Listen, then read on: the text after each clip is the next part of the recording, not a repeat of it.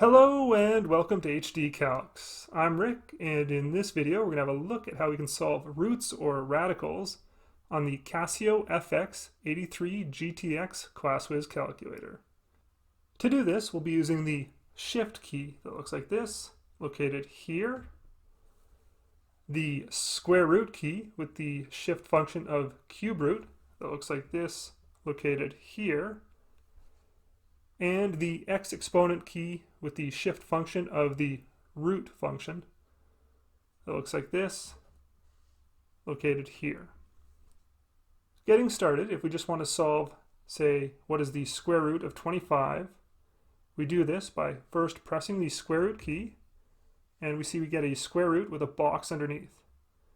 In the box we can write 25, and then press the right arrow to get our cursor out from underneath, press equals, and see we get the result of square root of 25 is equal to 5. If we want to find a cube root, like for example the cube root of 1000, what we do is the shift function of the square root key. So we press shift, square root, and we see we now have a cube root here. The 3 is there in the cube root position, and then we have our box. So we enter our 1000, press our key to the right, and press equals. And we see we get the cube root of 1000 is equal to 10. But what if we want to find a root that isn't a square or a cube root? Well, that's when we use this function here, the shift function of the x exponent key.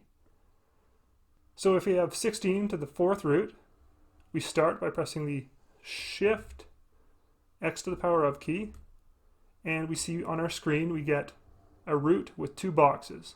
The first box will be our fourth root, so we press the 4 there. And then we press the right key so that our cursor comes down underneath the root symbol there, and we enter the 16,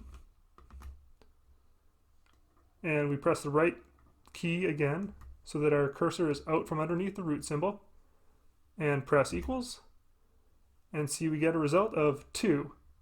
So we know the fourth root of 16 is equal to 2.